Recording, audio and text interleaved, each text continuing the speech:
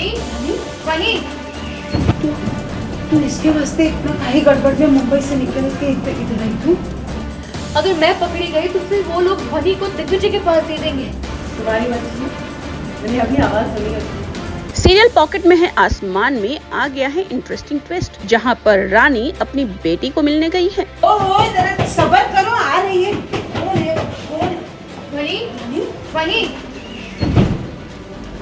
आप थोड़ा पढ़ाई कर लेना, उसके बाद लंच, उसके बाद अगर मन हो तो फिर थोड़ा सो लेना। आपको बता दें कि रानी के ससुराल वालों को नहीं पता कि रानी की एक बेटी है जिसका नाम ध्वनि है। दरअसल रानी ने अपनी इस बेटी को अपने माँ के घर पे रखा है और वो हॉस्पिटल के कॉस्ट्यूम में ही उससे मिलने जाती है। ओहो जरा सब्र करो, आ रही है। कौन है? वनी वनी आई आई ध्वनि का है। स्कूल गई है।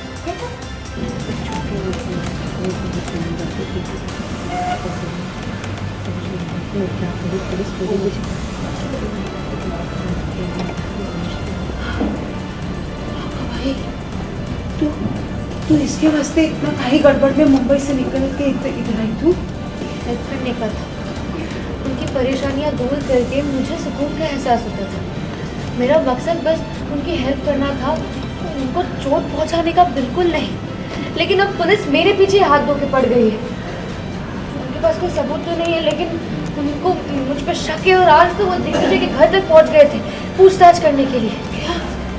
फिर नहीं, मैंने जैसे तैसे आज तो मामला संभाल लिया, लेकिन मैं ज़्यादा दिन तक पुलिस को चकमा नहीं दे पाऊंगी। मुझे अपनी चिंता नहीं है, मुझे बस वनी की चिंता है।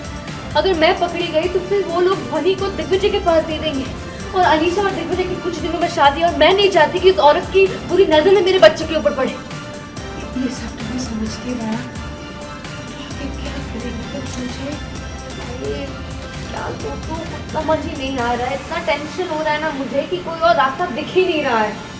वहाँ जाकर वो अपनी बेटी को बहुत समझाती है और कहती है किसी के साथ नहीं जाने का, बस आई के साथ ही रहने का, है ना? अरे आप थोड़ा पढ़ाई कर लेना, उसके बाद लंच, उसके बाद अगर मन हो तो फिर थोड़ा सो लेना, ठीक है? और शाम को यहाँ से खेलने चले जाना, ओके? और वापस आके फिर से थोड़ा पढ़ाई। और अगर मैं लेट हो जाऊँ तो फिर खाना खा के सो जाओ, ओके मम्मा? गुड। Bye bye. वेल दूसरे सीक्वेंस में रानी पहुंच जाती है दिग्विजय के घर और वहां से मोबाइल पर वीडियो कॉल करके अपनी बेटी से बात कर रही होती है। तभी पीछे से दिग्विजय की माँ आती है।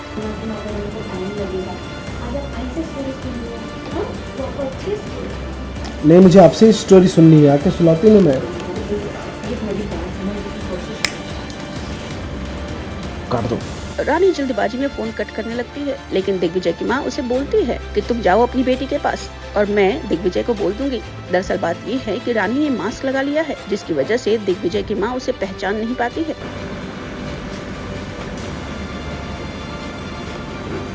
तुम्हारी मर्जी, मैंने अभी आवाज सुनी है। नहीं मैम, मेरी बेटी नहीं है, मेरी बहन की बेटी है।